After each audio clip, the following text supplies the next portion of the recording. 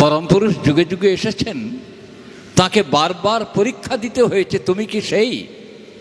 এই প্রশ্নটা জীবনভর জন্ম জন্মান্তর ধরে আমরা ভুলে যাই বলে আমাদের জিজ্ঞাসা থাকে, তুমি কি সেই? একমাত্র চিরন্তনী যাদের জীবন, যে জীবন শেষ হইয়াও শেষ হয় না, অর্থাৎ জাতিস্বর যারা, তারাই কিন্তু একমাত্র মনে রাখতে পারে।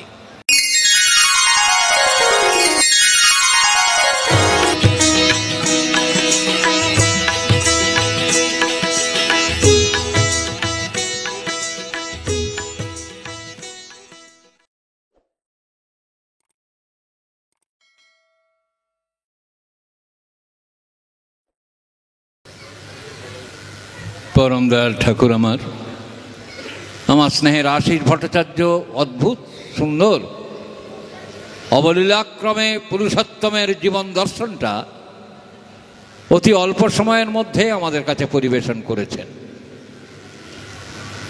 এবং সেটা আমরা শুনেছি। এটা শুধু এই যুগে না, পরম পুরুষ যুগে যুগে এসেছেন, তাকে বারবার পরীক্ষা দিতে হয়েছে, তুমি কি সেই? এই প্রশ্নটা জীবনভর জন্ম জন্মান্তর ধরে আমরা ভুলে যাই বলে আমাদের জিজ্ঞাসা থাকে, তুমি কি সেই? একমাত্র চিরন্তনী যাদের জীবন, যে জীবন শেষ হইয়াও শেষ হয় না, অর্থাৎ জাতিস্বর যারা, তারাই কিন্তু একমাত্র মনে রাখতে পারে। তার মধ্যে একজন হনুমান। হনুমানকে আহ্বান করেছেন স্বয়ং ভগবান শ্রীকৃষ্ণ। তার স্ত্রীরা বলেছেন, তোমার পরম ভক্ত কে? বললে হনুমান।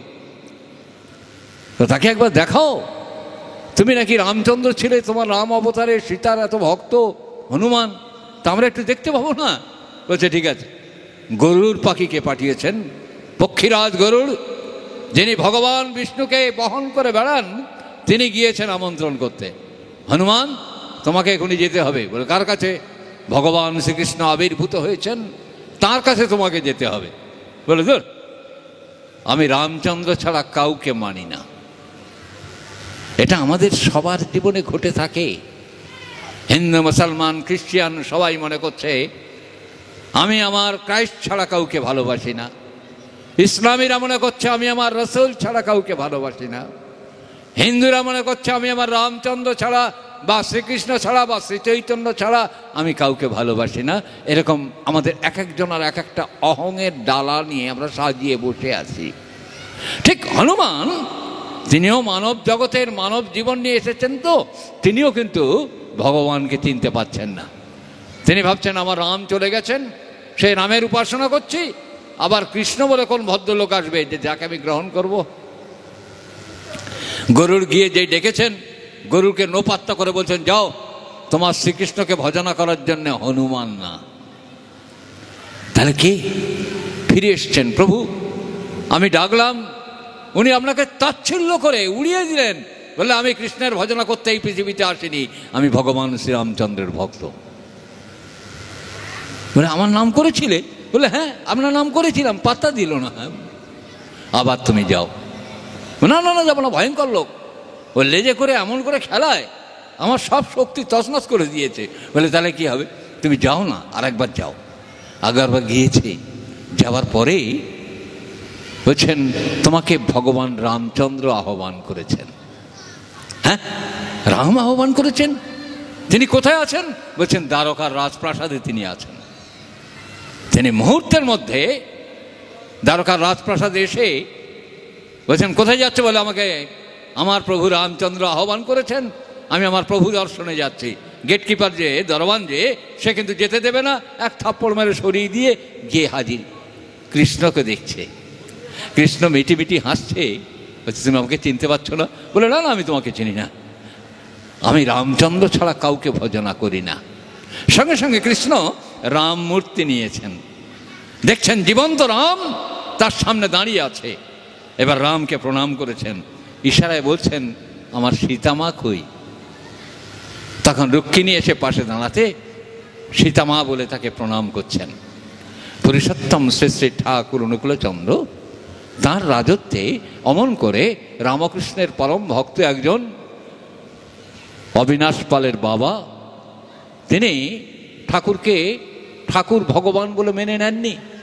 তিনি রামকৃষ্ণের পরম ডাইরেক্ট ভক্ত।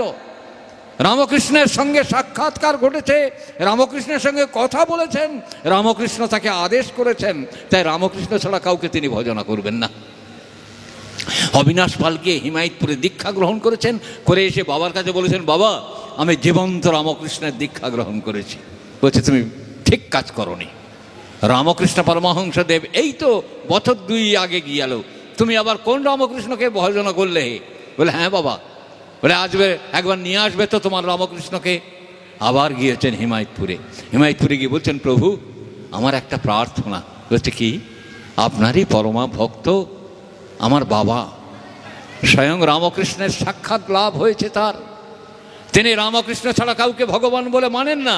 ততএব আপনি আমাকে দয়া করুন, একবার আমার বাড়িতে গিয়ে একবার আমার বাবার ভ্রম মোচন করুন। কারণ আপনি বলেছেন ত্রিকটিগুণ উদ্ধার হয়। আমি যদি আমার পিতার প্রকৃত পুত্র হয়ে থাকি, আমার পিতাকে উদ্ধার করা আমার দায়িত্ব, আর সেটা আপনি ছাড়া সম্ভব হবে না। কি বিশ্বাস! আমাদের মধ্যে সেই বিশ্বাস আছে তো? অবিনাশ পাল বলছেন, আপনি ছাড়া আমার বাবার উদ্ধার সম্ভব নয়। রামকৃষ্ণের বিবর্তনী রূপ পুরুষোত্তম শ্রী শ্রী ঠাকুর অনুকূলচন্দ্র তিনি বলছেন, যাব। ভক্তের আহ্বান ভগবান ফেলতে পারেন না। দয়াল ঠাকুর তখন ইয়াং ম্যান, তিনি গিয়েছেন, আর তার পিতা তিনি ভাবছেন তুমি রামকৃষ্ণ পরমহংসদেব, দেখি তুমি কেমন রামকৃষ্ণ। এরকম বাড়ির মধ্যে ঢুকলেই বারান্দার দুদিক থেকে 2টো সিঁড়ি পথ গিয়ে এক জায়গায় মিশেছে, দেখি তুমি কোন পথ দিয়ে আসো। নিত্য অবিনাশ পাল এবং তার পরিবার ডান দিকে সিঁড়ি দিয়ে ওঠানামা করে, যাতায়াত করে। ঠাকুর রামকৃষ্ণ পরমহংসদেব তিনি এসে বাঁ দিকে সিঁড়ি দিয়ে উঠতেন। তিনি উপরতলা থেকে দেখছেন, দেখেই তুমি আমার রামকৃষ্ণ, তুমি কেমন করে এসে দাঁড়াও। রামকৃষ্ণের মতো পুরুষোত্তম শ্রী শ্রী ঠাকুর অনুকূলচন্দ্র তিনি 2 কোমরে হাত দিয়ে এমন করে দাঁড়িয়ে একবার ডান সিঁড়ি দেখছেন, একবার বাম সিঁড়ি দেখছেন। উনি চমকে চমকে উঠছেন, সমস্ত তার লোম শরীর কেঁপে কেঁপে উঠছে। আমার প্রভু রামকৃষ্ণ পরমহংসদেব এসে অমন করে কোমরে হাত দিয়ে একবার ডান দিকে সিঁড়ি একবার বাঁ দিকে সিঁড়ি দেখতেন। তারপর ও কবরেজ বলে ডাকতে ডাকতে তিনি বাঁ দিকে সিঁড়ি দিয়ে উঠতেন। যখন বাঁ দিকে সিঁড়ি দিয়ে উঠছেন, কবিরাজ তার চোখ থেকে জল পড়ছে। তবে কি তুমি মালিক? তুমি কি আবার এসেছো? তুমি কথা দিয়েছিলে যাবো আর আসবো, 2 বৎসরের মধ্যে আমার দেহ হবে। তুমি কি সেই রামকৃষ্ণ পরমহংসদেব? আরো তোমার পরীক্ষা দিতে হবে। তার ঘরে ঢোকার মুখে 2টো চেয়ার পাতা, একইভাবে 2টো চেয়ার পাতা আছে। এবার তোমার সিংহাসন তুমি বেছে নাও, কোনটা তোমার সিংহাসন, কোন সিংহাসনে তুমি বসতে হে বিশ্বের বিশ্বেশ্বর রামকৃষ্ণ পরমহংসদেব। তিনি আবার ওনার ঘরের দরজার সামনে গিয়ে বলছে, কই কবরেজ, তুমি সাড়া দিচ্ছ না যে? আমি এত দূর হেঁটে এলাম। ঠিক রামকৃষ্ণের কণ্ঠস্বর। কি আমার প্রভু রামকৃষ্ণ এমন করে এসে আমার বাড়িতে ডাক দিতেন। তিনি কোন রামকৃষ্ণ এলেন? ও কবরেজ তুমি কই, আমি একটু বসি। রামকৃষ্ণ যে আসনটায় বসতেন, যে চেয়ারটায়, সেই চেয়ারটায় বসেছেন। কবরেজ তখন বসে আছে, তার ওষুধপত্রের যে আলমিরা সাজানো আছে সেখানে ওই ঠাকুর রামকৃষ্ণের মূর্তির সামনে বসে আছে। এখনো তোমার বাকি। তুমি কি জানতো রামকৃষ্ণ? তুমি কি সত্যি ভগবানের রামকৃষ্ণ? এই রামকৃষ্ণকে চেনবার জন্যে, রামকৃষ্ণ ধরা দেবার জন্য তিনি এসেছেন। যেমন করে হনুমানকে ধরা দিচ্ছেন ভগবান শ্রীকৃষ্ণ, তেমন করে কবিরাজকে ধরা দিচ্ছেন পুরুষোত্তম শ্রী শ্রী ঠাকুর অনুকূলচন্দ্র। আমি সেই রামকৃষ্ণ।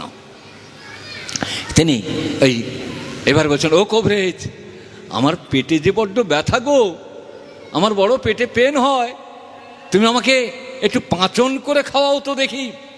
সঙ্গে সঙ্গে বলছেন, দূর, আমি পাঁচন করা কবে ছেড়ে দিয়েছি।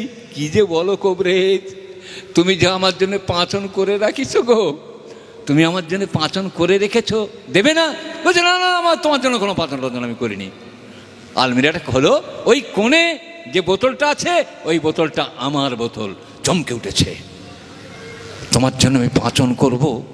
তুমি রামকৃষ্ণ পরমহংসদেব, তুমি আমাকে বলে গিয়েছিলে যে তুমি আমার জন্য পাঁচন করো, আমার পেটে বড় ব্যথা, এই ব্যথা নিরাকরণের জন্য আমি তোমার জন্য পাঁচন করেছিলাম।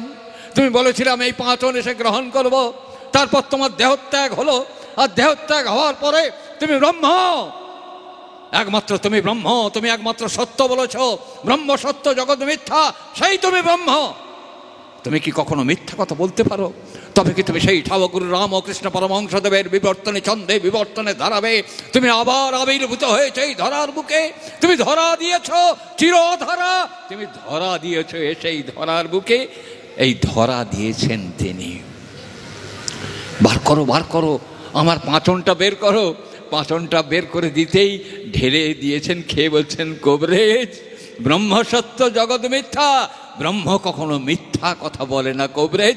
ঘাউ ঘাউ করে কাঁদতে কাঁদতে দুটো পা জড়িয়ে ধরে বলছে, ঠাকুর তুমি আমার রামকৃষ্ণ, তুমি আমার রামকৃষ্ণ। ঈশ্বর এক, একটু আগে বলছিল, ওই ঈশ্বর তিনি এক হয়েই আসেন। তিনি একাধারে রাম, তিনি একাধারে রসুল, তিনি একাধারে কৃষ্ণ, তিনি একাধারে যিশু, তিনি একাধারে চৈতন্য, তিনি একাধারে রামকৃষ্ণ।